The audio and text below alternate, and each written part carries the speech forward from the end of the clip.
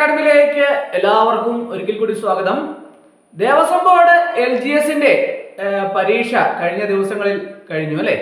അപ്പോൾ ഉദ്യോഗാർത്ഥികളെല്ലാം തന്നെ വളരെ പ്രതീക്ഷയോടെ കാത്തിരുന്ന ഒരു എക്സാം ആണ്. അപ്പോൾ അതുകൊണ്ട് തന്നെ ഉദ്യോഗാർത്ഥികളൊക്കെ തന്നെ ധാരാളം ഉദ്യോഗാർത്ഥികൾ എന്നെ വിളിക്കുകയും അതിന്റെ കട്ട് ഓഫ് മാർക്ക് എങ്ങനെയാണ് വരാൻ സാധ്യത എന്നതിനെ കുറിച്ചൊക്കെ ഒരു വിശദമായിട്ട് ക്ലാസ് എടുക്കാമോ എന്നതിനെ കുറിച്ചൊക്കെ ചോദിക്കുകയൊക്കെ ചെയ്തിട്ടുണ്ടായിരുന്നു. അപ്പോൾ പൊതുവെ പരീക്ഷയെ സംബന്ധിച്ച് ധാരാളം ഉദ്യോഗാർത്ഥികൾ അഭിപ്രായങ്ങളൊക്കെ പറയുകയും ചെയ്തിട്ടുണ്ടായിരുന്നു. അപ്പോൾ ഉദ്യോഗാർത്ഥികളെ സംബന്ധിച്ചിടത്തോളം LGS ലെവലിലുള്ള എക്സാം ആയിരുന്നുകൊണ്ട് തന്നെ PSC പരീക്ഷകളൊക്കെ എഴുതിക്കൊണ്ടിരിക്കുന്ന ഉദ്യോഗാർത്ഥികളെ സംബന്ധിച്ചിടത്തോളം ഈ ദേവസ്വം ബോർഡ് എക്സാം എന്ന് പറയുന്നത് അത്രയധികം പ്രയാസമുള്ളതായിരുന്നില്ല. അതായത് പരീക്ഷയ്ക്ക് വന്നിട്ടുള്ള ചോദ്യങ്ങൾ അത്രയധികം ബുദ്ധിമുട്ടുള്ളതായിരുന്നില്ല എന്നുള്ളതാണ് പൊതുവെയുള്ള അഭിപ്രായം. ഉദ്യോഗാർത്ഥികളൊക്കെ തന്നെ പ്രതീക്ഷിച്ച പോലുള്ള ചോദ്യങ്ങളൊക്കെയാണ് വന്നതെന്ന് ധാരാളം ഉദ്യോഗാർത്ഥികൾ പറഞ്ഞു.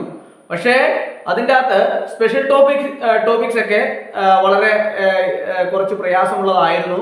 അതുപോലെ തന്നെ ഓരോ കാര്യങ്ങളിലും ചെയ്യുമ്പോൾ അതിനത്ര വേണ്ടത്ര സമയം കിട്ടിയില്ല എന്നുള്ള പൊതുവെ ഉള്ള ഒരു അഭിപ്രായം ഉദ്യോഗാർത്ഥികൾക്ക് ഭാഗത്തുനിന്ന് ഉണ്ടായിട്ടുണ്ട്. അതുകൊണ്ട് തന്നെ വളരെയധികം രീതിയിൽ വളരെ കൂടുതൽ ക്വസ്റ്റ്യനുകൾ അറ്റൻഡ് ചെയ്യാൻ പറ്റിയില്ല എന്ന് പറയുന്ന ഉദ്യോഗാർത്ഥികളും ഒരു സൈഡിലുണ്ട്. അപ്പോൾ എല്ലാവർക്കും പൊതുവെ വളരെ ഈ തീർത്ത് എളുപ്പം എന്ന് പറയത്തില്ലെങ്കിലും ഒരു മീഡിയം ലെവലിലുള്ള എക്സാം ആയിട്ട് വേണം ഈ ദേവസ്വം ബോർഡ് LGSന് പൊതുവെയുള്ള ഉദ്യോഗാർത്ഥികളുടെ അഭിപ്രായം. അപ്പോൾ ഓരോ ഉദ്യോഗാർത്ഥികളും അവർക്ക് ലഭിക്കാൻ സാധ്യതയുള്ള മാർക്കിനെ സംബന്ധിച്ച് എന്നോട് സംസാരിക്കുകയുണ്ടായിട്ടുണ്ടായിരുന്നു.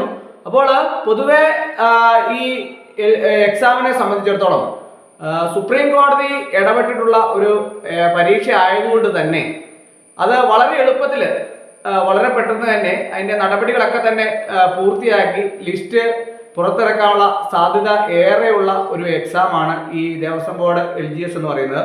അതിൻ്റെ അത് ഈ ദേവസ്വം ബോർഡ് LGS എന്ന് പറഞ്ഞാൽ പല തസ്തികകൾ ഉൾപ്പെടുന്ന ഒരു എക്സാമാണ്. അതെല്ലാവർക്കും അറിയാവുന്നതാണ് അല്ലേ? റൂം ബോയ് ഉണ്ട്, അതുപോലെ തന്നെ കൗബോയ് ഉണ്ട്, ഗാർഡനർ ഉണ്ട്, അതുപോലെ തന്നെ സാനിറ്റേഷൻ വർക്കർ ഉണ്ട്, OA ഉണ്ട്. ഇങ്ങനെ ധാരാളം തസ്തികകൾ ഉൾപ്പെടുന്നതാണ് LGS ലെവലിലുള്ള ഈ എക്സാം എന്ന് പറയുന്നത്. ഉദ്യോഗാർത്ഥികളെ സംബന്ധിച്ചിടത്തോളം പല ഉദ്യോഗാർത്ഥികളും ചോദിച്ച മറ്റൊരു പ്രധാനപ്പെട്ട കാര്യം എന്താണെന്ന് ചോദിച്ചാൽ ഈ ജോലിയെ സംബന്ധിച്ച് ഇതിൻ്റെ അകത്ത് ജോലി എങ്ങനെയായിരിക്കും, അല്ലെങ്കിൽ ജോലിയുടെ നമ്മൾ കഷ്ടപ്പെടാൻ തയ്യാറാണെങ്കിൽ നമുക്ക് നല്ലൊരു ടോപ്പ് ലെവലിലേക്ക് എത്തിപ്പെടാൻ പറ്റുന്ന അല്ലെങ്കിൽ നല്ലൊരു ലെവലിലേക്ക് കയറി പോകാൻ പറ്റുന്ന തസ്തികകളാണ് എല്ലാം തന്നെ.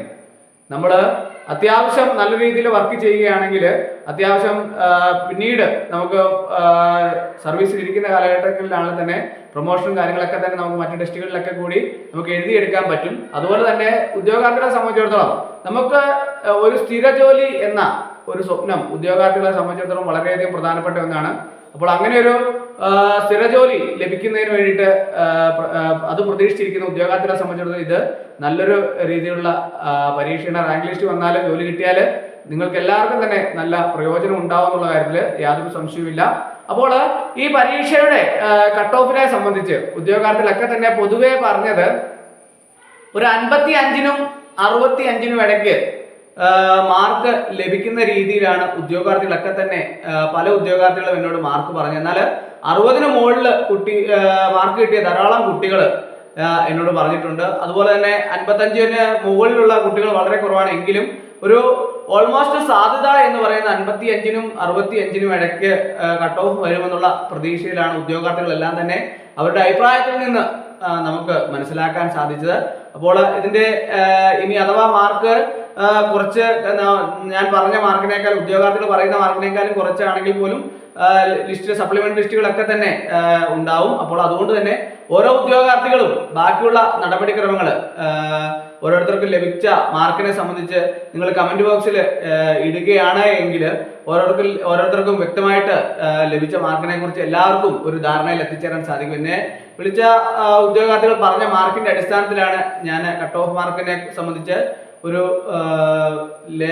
വീഡിയോ ഇപ്പോൾ ചെയ്യാൻ തയ്യാറായത്. അതുകൊണ്ട് തന്നെ ഓരോരുത്തർക്കും എത്ര മാർക്ക് ലഭിക്കും എന്നതിനെ കുറിച്ച് ഒരു വ്യക്തമായ ധാരണ, ഇനിയിപ്പോൾ എത്ര പേരുടെ ലിസ്റ്റാണ് PSC ഈ ദേവസ്വം ബോർഡ് പ്രസിദ്ധീകരിക്കാൻ തീരുമാനിക്കുന്ന എന്നതിന്റെ അടിസ്ഥാനത്തിലായിരിക്കും കട്ട് ഓഫ് മാർക്ക് മാറ്റം ഉണ്ടാവുക. ഒരു 400-600 പേരുടെയൊക്കെ ലിസ്റ്റുകളൊക്കെ ദേവസ്വം ബോർഡ് പ്രസിദ്ധീകരിക്കുന്നുള്ള ഒരു രീതിയിലാണ് ഒരു മുൻകൂട്ടിയുള്ള നിശ്ചയപ്രകാരമാണ് മുമ്പോട്ട് പോയിക്കൊണ്ടിരിക്കുന്നത്. അപ്പോൾ ആ ഒരു നിശ്ചയത്തിന് മാറ്റം വരാനുള്ള സാധ്യത കുറവായിരിക്കും. എങ്കിൽ പോലും ആ ഒരു രീതിയിലാണ് ലിസ്റ്റ് പ്രസിദ്ധീകരിക്കുന്നതെങ്കിൽ ഈ രീതിയിലുള്ള കട്ട് ഓഫ് മാർക്കുകളൊക്കെ വരാനുള്ള സാധ്യത ഏറെയാണ്. അപ്പോൾ ഓരോ ഉദ്യോഗാർത്ഥികളും അവർക്ക് ലഭിച്ച മാർക്കുകളൊക്കെ തന്നെ കമന്റ് ബോക്സിൽ നിങ്ങൾ ഇടുക. അപ്പോൾ എല്ലാവർക്കും അറിയാൻ സാധിക്കും അതിന്റെ കട്ട് ഓഫ് മാർക്കിനെ സംബന്ധിച്ച് എത്ര മാർക്ക് വരും എന്നതിനെ കുറിച്ചൊക്കെ വ്യക്തമായ ധാരണ. കൂടുതൽ ആൾക്കാർ അവരുടെ അഭിപ്രായങ്ങൾ പറയുകയാണെന്നുണ്ടെങ്കിൽ എല്ലാവർക്കും അതൊരു പ്രയോജനപ്രദമായിരിക്കും. അപ്പോൾ ഇന്നത്തെ ക്ലാസ് എല്ലാവർക്കും ഇഷ്ടമായെന്ന് വിചാരിക്കുന്നു. ഒരിക്കൽ കൂടി എന്ന് പറഞ്ഞു നിർത്തട്ടെ. നന്ദി, നമസ്കാരം.